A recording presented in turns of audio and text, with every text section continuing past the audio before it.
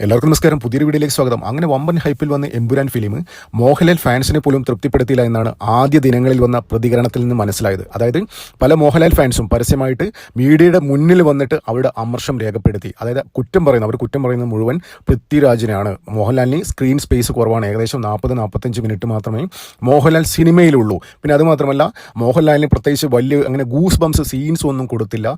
ലൂസിഫറിനെ അപേക്ഷിച്ച് നോക്കുമ്പോൾ ഇതൊരു തല്ലിപ്പൊളി പടമാണെന്ന രീതിയിൽ തന്നെയാണ് മോഹൻലാൽ ഫാൻസ് പോലും പരസ്യമായി പ്രതികരിക്കുക. അവരുടെ സോഷ്യൽ മീഡിയ ഹാൻഡിൽസ് ഓരോ മോഹൻലാൽ ഫാൻസും ഇത് വ്യക്തമായി രേഖപ്പെടുത്തിയിട്ടുണ്ട്, അവരുടെ അമർഷം രേഖപ്പെടുത്തിയിട്ടുണ്ട്. അവർ മിക്ക ആൾക്കാരും തെറി വിളിക്കുന്നത് സ്ക്രിപ്റ്റ് റൈറ്റർ മുരളി ഗോപിയല്ല, പൃഥ്വിരാജിനെ തന്നെയാണ്.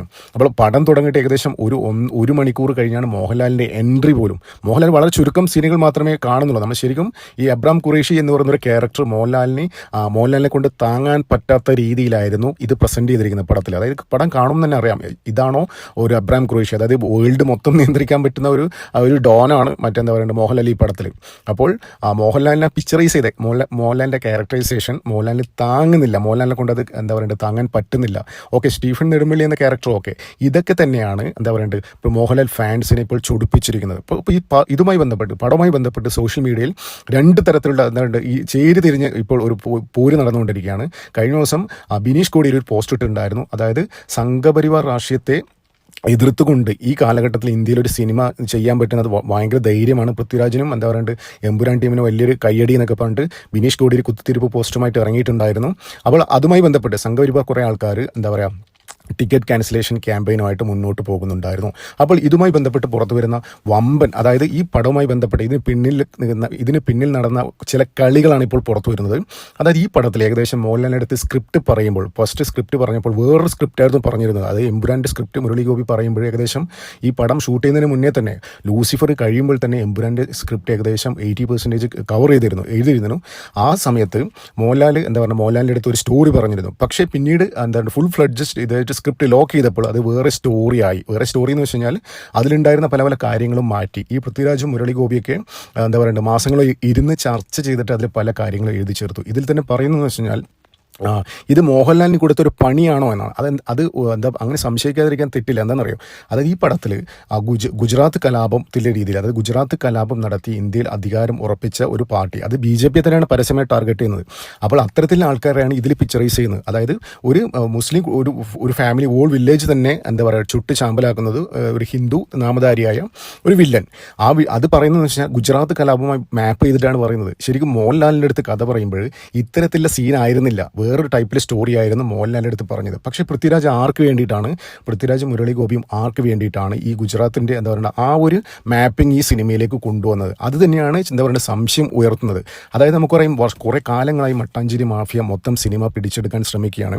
അപ്പോൾ ഇത് തെറ്റ് പറയാൻ പറ്റില്ല കേട്ടോ. അതായത് സോഷ്യൽ മീഡിയ പല ആൾക്കാരും ഇത്തരത്തിലുള്ള സംശയങ്ങൾ ഉയർത്തിയിട്ടുണ്ട്. ഇപ്പോൾ പ്രതീഷ് വിശ്വനാഥിനെ പോലുള്ള ആൾക്കാർ ഓൾറെഡി ഇത്തരത്തിലുള്ള സംശയങ്ങൾ ഉയർത്തിയിട്ടുണ്ട്. അതായത് പൃഥ്വിരാജ് ഇപ്പോൾ ഒരു മഹാവൃക്ഷമായി മലയാള സിനിമയിൽ നിൽക്കുന്നത് ഇപ്പോഴും മോഹൻലാൽ തന്നെയാണ്. ആ മോഹൻലാലിൻ്റെ ആ ഹോൾഡിൻ്റെ ഒന്നും ചെയ്യാൻ പറ്റുന്നില്ല മട്ടാഞ്ചേരി മാഫിയക്കും ഇവിടുത്തെ ജിഹാദി ഔട്ട്ഫിറ്റിനും ഇത്തരത്തിലുള്ള മുസ്ലിം എക്സ്ട്രീമിസ്റ്റുകൾക്കും ഒന്നും ആ മോഹൻലാലിൻ്റെ സ്വാധീനം ഇളക്കാൻ പറ്റുന്നില്ല.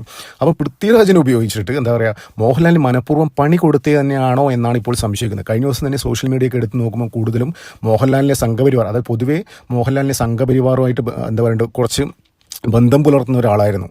അപ്പോൾ അത്തരത്തിൽ സംഘപരിവാറിൻ്റെ ആൾക്കാർ തന്നെ മോഹൻലാലിന് തെറി പറയുന്ന അവസ്ഥയിലേക്ക് എത്തി കാര്യങ്ങൾ.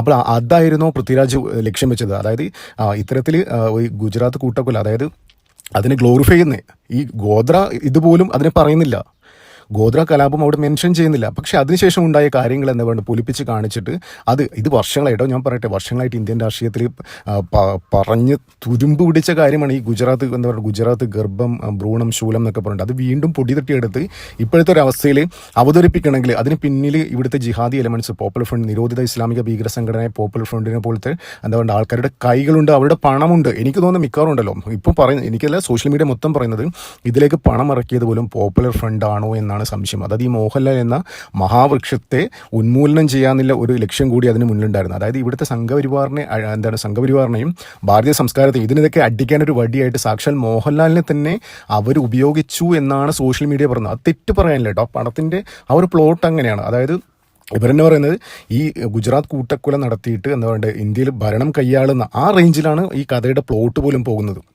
അപ്പോൾ എന്തുകൊണ്ട് ബൽദേവ് പട്ടേൽ എന്ന് പറയുന്നത് ബാബ ബജ്രംഗി എന്ന് പറയുന്ന അവരെ എന്താ ഒറിജിനൽ പേര് ബൽദേവ് പട്ടേൽ എന്നാണ്. അപ്പോൾ അതൊക്കെ ശരിക്കും ആ ഗുജറാത്ത് കലാപത്തിൻ്റെ ഇതിലേക്ക് മാപ്പ് ചെയ്യുന്ന രീതിയിലാണ് ഇതിൻ്റെ പ്ലോട്ട് ഉള്ളത്.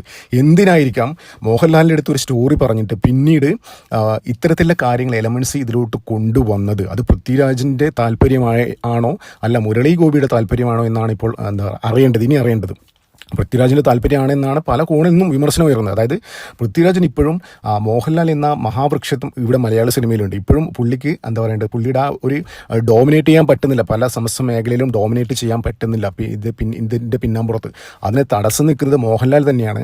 ആ മഹാവൃക്ഷത്തെ ഇല്ലായ്മ ചെയ്യാൻ വേണ്ടി തന്നെയാണ്. അതായത് ഇന്ത്യയിലെ ഭരിക്കുന്ന പാർട്ടിക്കെതിരെ പറയാനും കേരളത്തിലെ സംഘപരിവാറിനെ അടിക്കാൻ ഒരു വടിയായിട്ട് അത് ഉപയോഗിച്ചതും സാക്ഷാൽ മോഹൻലാലിനെ തന്നെയാണ് എന്നാണ് ഇപ്പോൾ സോഷ്യൽ മീഡിയ ഉയർത്തുന്ന ആരോപണം.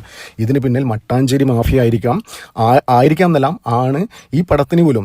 അതായത് 250 കോടി മുടക്കിയിട്ടാണ് ഈ പടം നിർമ്മിച്ചിരിക്കുന്നത് എന്നാണ് പറയുന്നത്. അപ്പോൾ ഇതിൻ്റെ പേരിൽ കുറേ വിവാദം ഉണ്ടായിരുന്നു. സുരേഷ് കുമാർ പ്രൊഡ്യൂസർ സുരേഷ് കുമാറല്ലേ, സുരേഷ് കുമാർ പറഞ്ഞിട്ടുണ്ടായിരുന്നു ഇതിൻ്റെ പ്രൊഡക്ഷൻ കോസ്റ്റ് അതായത് എത്രയാണെന്ന് ഇതുവരെ പറഞ്ഞിട്ടില്ല. അതിൻ്റെ പേരിൽ കുറച്ച് നാൾ ഇഷ്യൂ ഉണ്ടായിരുന്നു. സുരേഷ് കുമാറിനെതിരെ പരസ്യമായി ഫേസ്ബുക്ക് പോസ്റ്റുമായി ആൻ്റണി പെരുമ്പാവൂരൊക്കെ വന്നിരുന്നു. പിന്നീട് ആ പോസ്റ്റ് ഡിലീറ്റ് ചെയ്തിട്ടോ 2 ദിവസം കഴിഞ്ഞപ്പോൾ ഡിലീറ്റ് ചെയ്തു. അപ്പോൾ ഇതിനൊക്കെ പിന്നിൽ ആരാണ് എന്നാണ് ഇത് അറിയേണ്ടത്. ഇനി പൃഥ്വിരാജ് ആണ് എന്നാണ് ഇന്നലെ ചില കമൻറ്റുകൾ ഞാൻ കണ്ടിരുന്നു സോഷ്യൽ മീഡിയയിലേക്ക്. അപ്പോൾ ഒരു കോൺട്രവേഴ്സിക്കൊക്കെ പിന്നിൽ കളിച്ചത് പൃഥ്വിരാജാണ്. കേരളത്തിലെ ഇസ്ലാമിക മട്ടാഞ്ചേരി മാഫിയുമായിട്ട് ചേർന്നിട്ട് പൃഥ്വിരാജ് കളിച്ചൊരു സംഭവമായിരുന്നു അത് എന്നാണ് മനസ്സിലാവുന്നത്. അതായത് ഈ സിനിമയിലേക്ക് പൈസ ഇറക്കത് കേരളത്തിലെ നിരോധിത ഇസ്ലാമിക ഭീകര സംഘടനയായ പോപ്പുലർ ഫ്രണ്ടിനെ പോലും സംശയിക്കുന്നുണ്ട് ആൾക്കാർ. അല്ലാണ്ട് ഇത്തരത്തിലുള്ള സംഘടന പരസ്യമായിട്ട് പറയുന്ന രീതിയിലേക്ക് കാര്യങ്ങൾ അവതരിപ്പിക്കണം. അതായത് സാക്ഷാൽ മോഹൻലാലിനെ വെച്ച് പോലും ശരിക്കും മോഹൻലാലിന് ഇത് ചീറ്റ് ചെയ്തേ. മോഹൻലാലിന് മോഹൻലാലിൻ്റെ ആ സ്വാധീനം സംഘപരിവാറിൻ്റെ ഇടയിലുള്ള ആ സ്വാധീനം തന്നെ അവരെ അടിക്കാനൊരു വടിയായിട്ട് മോഹൻലാൽ തന്നെ ഉപയോഗിച്ചു. അത് തന്നെയാണ് ഇവിടെ സംശയം ഉയർത്തുന്നത്. എന്ത് തന്നെയാലും നമുക്ക് കാത്തിരിക്കാം. വരും ദിവസങ്ങൾ ഇതിനെക്കുറിച്ചുള്ള കൂടുതൽ വിവരങ്ങൾ പുറത്തു വരുമെന്ന് വിചാരിക്കാം. കൂടുതൽ തെളിവുകളായിട്ട് ചില ആൾക്കാർ ഈ സിനിമാ മേഖലയിൽ നിന്ന് ബന്ധപ്പെട്ട ആൾക്കാർ തന്നെ ഇത്തരം കാര്യങ്ങൾ വിളിച്ചു പറയാനുള്ള സാധ്യതയാണ്. എന്ത് തന്നെയാലും ഈ പടം റിലീസിന് മുന്നേ തന്നെ ഏകദേശം ബുക്ക് മൈ ഷോയിലൊക്കെ ഏകദേശം 40-45 കോടിക്കടുത്ത് കളക്ട് ചെയ്തിരുന്നു. പിന്നെ ഇതിൻ്റെ ലോങ് റണ്ണിങ് ഇതിനെ ഡിപ്പെൻഡ് ചെയ്യുന്നത് ഇന്നലെ തന്നെ വലിയ ക്യാൻസലേഷൻ ക്യാമ്പയിൻ ആരംഭിച്ചിട്ടുണ്ട്. അപ്പോൾ അതിന് നന്നായിട്ട് ബാധിക്കാനുള്ള സാധ്യതയുണ്ട്. ഓവറോൾ ഒരു നെഗറ്റീവ് റിവ്യൂ ആണ്. ഇത്തരത്തിൽ പൊളിറ്റിക്സ് ഒക്കെ കടത്തിവിട്ട് എന്തിനാണോ ഇന്ത്യൻ രാഷ്ട്രീയത്തിൽ പറഞ്ഞ് തുരുമ്പുപിടിച്ച കാര്യങ്ങളൊക്കെ വീണ്ടും അവതരിപ്പിച്ച് കേരളത്തിൽ അത് റിലീസ് ചെയ്യുന്ന അതിൻ്റെ യുക്തി എന്താണെന്ന് ഇപ്പോൾ ആൾക്കാർ ചോദിക്കുന്നത്. അപ്പോൾ കുറേ ഇങ്ങനെ ക്യാൻസലേഷൻ ക്യാമ്പയിൻ ഇങ്ങനെ സോഷ്യൽ മീഡിയ നടന്നുകൊണ്ടിരിക്കുന്നത് അത് എന്ത് തന്നെയാലും ഈ പടത്തിന് ലോങ് റണ്ണിനെ ബാധിക്കുന്നില്ല കാര്യത്തിൽ ഒരു സംശയമില്ല. അപ്പോൾ ഇനി അറിയേണ്ടത് പൃഥ്വിരാജ് ആർക്ക് വേണ്ടിയിട്ടാണ് മോഹൻലാലിനെ ഇങ്ങനെ ചീട്ട് ചെയ്തത്, മോഹൻലാലിനായിട്ട് പണി കൊടുത്തത് എന്തിനാണ് എന്നാണ് ഇനി അറിയേണ്ടിയിരിക്കുന്നത്. വരും ദിവസങ്ങൾ എന്തായാലും പുറത്തു വരും എന്ന് തന്നെയാണ് വിശ്വസിക്കുന്നത്. നമുക്ക് കാത്തിരിക്കാതിനായിട്ട് നന്ദി, നമസ്കാരം. മറ്റൊരു വീഡിയോ കാണാം.